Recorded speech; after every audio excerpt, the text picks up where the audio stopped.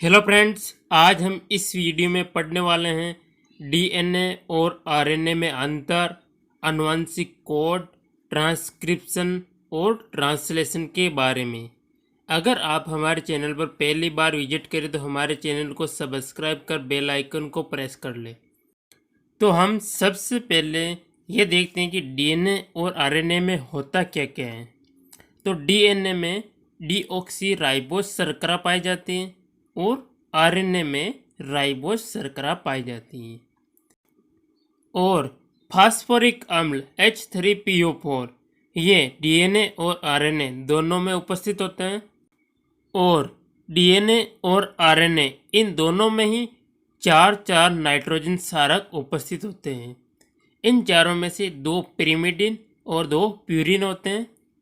DNA में चार क्षारक होते हैं, वो कौन कौन से? वो हैं थायमिन, एडेनिन, साइटोसिन और ग्वानिन। आरएनए में उपस्थित नाइट्रोजन क्षारक है वो हैं यूरेसिल, एडेनिन, साइटोसिन और ग्वानिन। कहने का मतलब है कि केक क्षारक डीएनए और आरएनए दोनों में ही पाया जाता है, जबकि चौथा क्षारक यूरेसिल आरएनए में पाया जाता है और थायमिन डीएनए में पाया जाता है। इसको हमने डेटा से याद किया था हमने पिछले वीडियो में। डेटा में डी से डीएनए और टी से थायमिन। तो हमने यहाँ देखा कि डीएनए में तीन चीज़ होती है: पेंटोज शर्करा, फास्फोरिक अम्ल और नाइट्रोजन क्षारक। अब हम यहाँ डीएनए और आरएनए के बारे में कुछ मुख्य पॉइंट्स देख लेते हैं। तो सबसे पहले है डीएनए का पूरा नाम। तो डीएनए का पूरा नाम होता है डीऑक्सी राइबोन्यूक्लिक अम्ल और आरएनए का पूरा नाम होता है राइबोन्यूक्लिक अम्ल। तो इस प्रकार हम याद रखेंगे कि डीएनए का पूरा नाम डीऑक्सी राइबोन्यूक्लिक अम्ल होता है और आरएनए का पूरा नाम राइबोन्यूक्लिक अम्ल होता है। डीएनए और आरएनए इन दोनों की ही खोज फ्रेडरिक माइशर नामक वैज्ञानिक ने की थी। और डीएनए और आरएनए ये दोनों ही न्यूक्लियोटाइड के बहुलक होते हैं। यानी कहने का मतलब है कि डीएनए और आरएनए न्यूक्लियोटाइडों की बहुत सी इकाइयों के आपस में जुड़ने से बनते हैं। डीएनए की द्विकुंडलित संरचना का पता 1953 में क्रिक और वाटसन ने लगाया था और आरएनए की संरचना का पता रॉबर्ट हेरली ने लगाया था। तो इस प्रकार हम याद रखेंगे कि डीएनए की द्विकुंडलित संरचना का पता 1953 में क्रिक और वाटसन ने लगाया, जबकि आरएनए की संरचना का पता रॉबर्ट हेरली ने लगाया था। डीएनए में डीऑक्सी राइबोस शर्करा पाई जाती है, जबकि आरएनए में राइबोस शर्करा पाई जाती है। ये हमने अभी पहले ही बताया था। और आरएनए एकल सर्पिलाकार कुंडलित संरचना होती है। डीएनए यह द्विरज्जुकीय होता है, यानी डबल स्ट्रैंड होता है, जबकि आरएनए सिंगल स्ट्रैंड युक्त होता है। लेकिन इसके भी अपवाद हैं, वो हैं reovirus, wound tumour plant, rice dwarf virus. इनमें आरएनए डबल हेलिक्स होता है। तो हम इन अपवादों को याद रखेंगे कि reovirus, wound tumour plant, rice dwarf virus, इनमें आरएनए है वो डबल हेलिक्स होता है। डीएनए यह मुख्यतः कोशिका की नाभिक में उपस्थित गुणसूत्र में तथा हरित लवक में पाया जाता है।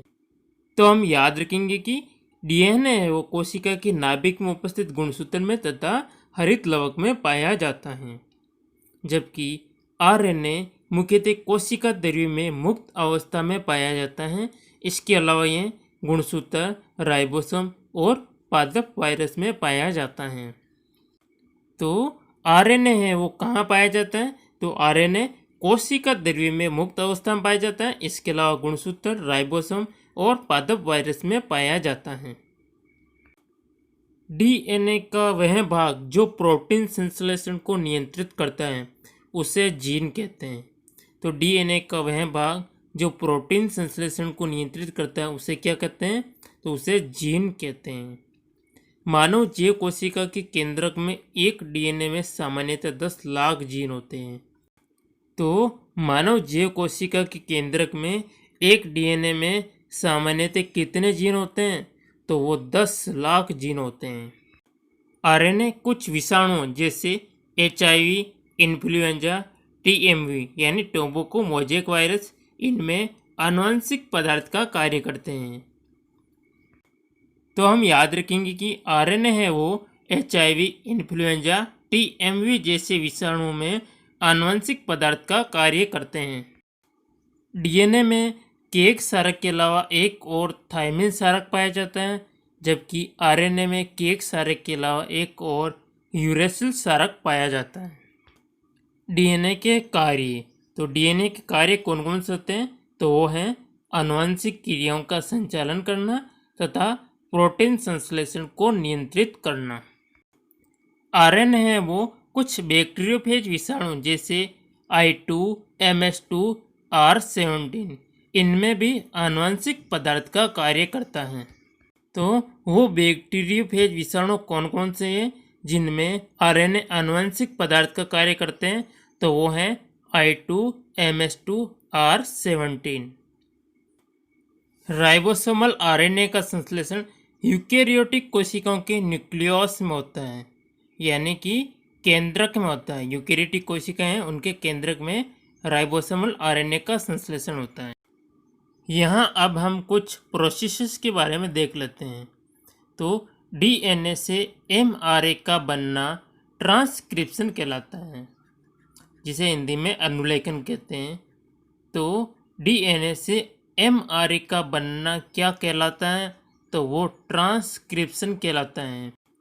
ट्रांसक्रिप्शन में डीएनए द्विरज्जुकी होता है और एमआरएनए वो डीएनए के एक रज्जु से बनता है। तो ट्रांसक्रिप्शन प्रोसेस में होता है क्या है? डीएनए से एमआरएनए बनता है और वो डीएनए के एक रज्जु से बनता है।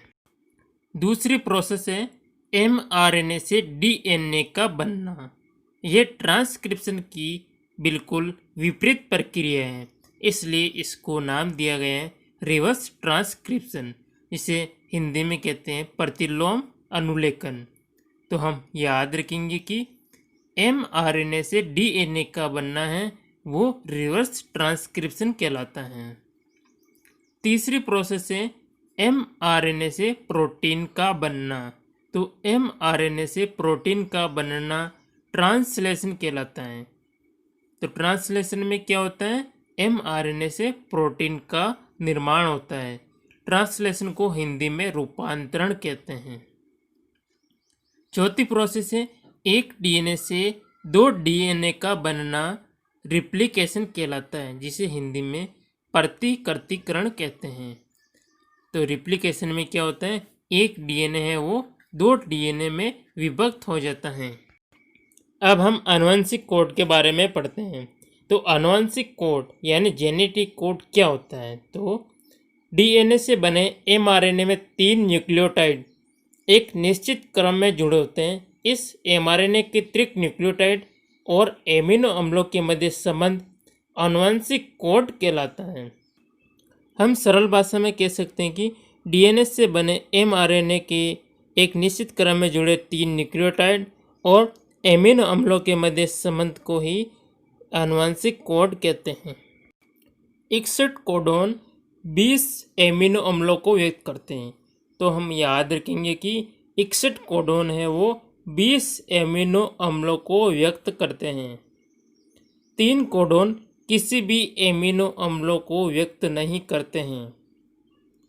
AUG मेथियोनिन को प्रदर्शित करता है, जो प्रारंभिक कोडोन है, अर्थात प्रोटीन के संश्लेषण में सबसे पहले मेथियोनिन ही जुड़ता है।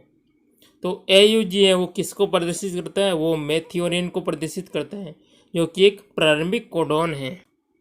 UAA, UAG और UGA ये तीनों समापन कोडोन हैं।